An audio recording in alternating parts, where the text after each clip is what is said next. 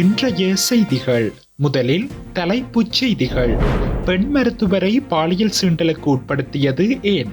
சந்தேக நபர் வாக்குமூலம். யாழ் மத்திய பேருந்து நிலையம் முன்பாக வெடித்த போராட்டம். மேம்பாலத்தின் கீழ் இளைஞனின் சடலம். கொலையா விபத்தா? AI தொழில்நுட்பத்தால் இலங்கை சிறுமிகளுக்கு ஏற்பட்டுள்ள ஆபத்து.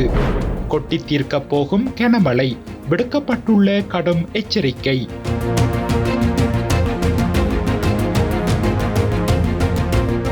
தொடர்வென விரிவான செய்திகள். அனுராதபுரம் மருத்துவமனையின் பெண் மருத்துவர் பாலியல் சீண்டல் செய்யப்பட்ட சம்பவம் தொடர்பாக கைது செய்யப்பட்ட 34 வயதுடைய சந்தேக நபர் நேற்று இரவு அனுராதபுரம் போலீசாரிடம் ஒப்படைக்கப்பட்டுள்ளார். சந்தேக நபர் நேற்று காலை கல்நேவ கெலபதுகம பகுதியில் போலீசாரால் கைது செய்யப்பட்டார். இந்த நபர் தொடர்பான பல உண்மைகளை கல்நேவ போலீசார் கண்டுபிடித்துள்ளனர். அவர் சிறையில் இருந்து பிணையில் வந்ததாகவும் பணம் இல்லாததால் பொருட்களை திருடும் நோக்கத்துடன் மருத்துவர் தங்கியிருந்த விடுதிக்கு சென்றதாகவும் சந்தேக நபர் வாக்குமூலம் வழங்கியுள்ளார். இதன்போது விடுதியில் பெண் மருத்துவர் மட்டுமே இருந்தது தனக்கு தெரிய வந்ததாக ஒப்புக்கொண்டார். சந்தேக நபர் ஐஸ் போதைப் பொருள் பயன்படுத்துபவர் என்பதும் போலீஸ் விசாரணையில் தெரிய வந்துள்ளது. தற்போது நடைபெற்று வரும் விசாரணைகளில் சந்தேக நபர் அப்பகுதியில் உள்ள பல வீடுகளுக்குள் புகுந்து பொருட்களை திருடியிருப்பது தெரிய வந்துள்ளது.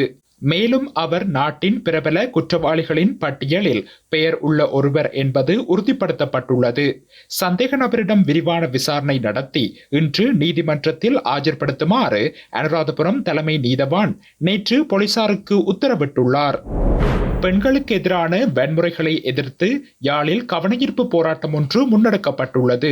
குறித்த போராட்டமானது இன்றைய தினம் யாழ் மத்திய பேருந்து நிலையம் முன்பாக ஆரம்பிக்கப்பட்டுள்ளது.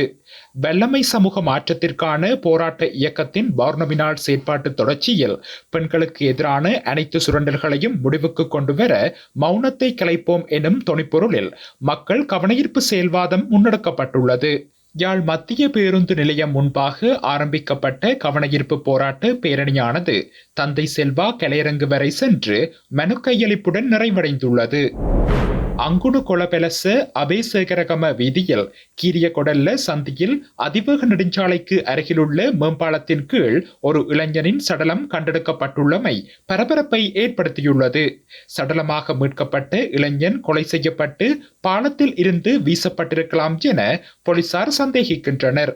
உயிரிழந்தவர் 23 வயதுடைய அபேசிங்க விஜயநாயக்க சந்தீப லக்ஷான் என அடையாளம் காணப்பட்டுள்ளதாக போலீசார் தெரிவிக்கின்றனர். மேலும் இளைஞனின் மர்ம மரணம் தொடர்பான மேலதிக விசாரணைகளை அங்குணு கொலபெலச போலீசார் மேற்கொண்டு வருகின்றனர். இலங்கையில் ஒரே வயதுடைய சிறுமிகளின் புகைப்படங்கள் எடுக்கப்பட்டு AI தொழில்நுட்பத்தை பயன்படுத்தி அதனை தகாத புகைப்படங்களாக மாற்றி பின்னர் நண்பர்களிடையே பகிரப்படும் சம்பவங்கள் அதிகரித்துள்ளதாக தெரிய வந்துள்ளது. இதுகுறித்து தேசிய சிறுவர் பாதுகாப்பு அதிகார சபைக்கு அதிகளவான முறைப்பாடுகள் கிடைத்துள்ளதாக தெரிவிக்கப்படுகின்றது. இந்த பொருத்தமற்ற செயற்பாட்டில் 13 தொடக்கம் 17 வயதுடைய சிறுவர்கள் ஈடுபடுகின்றார்கள் என தேசிய சிறுவர் பாதுகாப்பு அதிகார சபையின் சட்ட அமலாக்க இயக்குனர் வழக்கறிஞர் சஜீவனி அபேகோன் தெரிவித்துள்ளார். இது தொடர்பில் பாதிக்கப்பட்ட பெண் பிள்ளைகளின் பெற்றோர் முறைப்பாடு செய்வதாக அவர் குறிப்பிட்டுள்ளார். தேசிய சிறுவர் பாதுகாப்பு அதிகார சபையில் நடைபெற்ற ஊடகவியலாளர் சந்திப்பில் அவர் இதனை சுட்டிக்காட்டியுள்ளார். ஏன் தங்கள் வயதுடைய சிறுமிகளின் புகைப்படங்களை திருத்தி ஆன்லைனில் பதிவேற்ற AI தொழில்நுட்பத்தை பயன்படுத்துகின்றீர்கள் என்று கேட்டபோது அதை முயற்சிக்க விளையாட்டாக செய்வதாக கூறுகின்றார்கள். அதனை செய்த சிறுவர்களும் பாதிக்கப்பட்ட சிறுமிகளும் ஒரே வயதுடைய நண்பர்களாகும். இவை அந்த சிறுமிகளுக்கு தெரியாமல் AI தொழில்நுட்பத்தை பயன்படுத்தி செய்யும் மோசமான செயல் எனவும் அவர் மேலும் தெரிவித்துள்ளார். மேற்கு சப்ரகமுவ மற்றும் தெற்கு மாகாணங்களிலும் குருநாகல் மாவட்டத்திலும் பிற்பகல் அல்லது இரவு நேரங்களில் மழை அல்லது இடியுடன் கூடிய மழை பெய்யும் என தெரிவிக்கப்பட்டுள்ளது. குறித்த விடயத்தை வளிமண்டலவியல் திணைக்களம் இன்று வெளியிட்டுள்ள அறிக்கையில் குறிப்பிட்டுள்ளது. இதன் அடிப்படையில் கிழக்கு மாகாணம் மற்றும் முல்லைத்தீவு மாவட்டங்களில் சில இடங்களில் மழை பெய்யும் என தெரிவிக்கப்பட்டுள்ளது. மேலும் இடியுடன் கூடிய மழை பெய்யும் போது தற்காலிகமாக உள்ளூர் மயமாக்கப்பட்ட பலத்த காற்று வீசக்கூடும். மின்னல் தாக்கங்களினால் ஏற்படும் சேதங்களை குறைத்துக் கொள்ள போதுமான முன்னெச்சரிக்கை நடவடிக்கைகளை மேற்கொள்ளுமாறு அறிவுறுத்தப்படுகின்றார்கள்.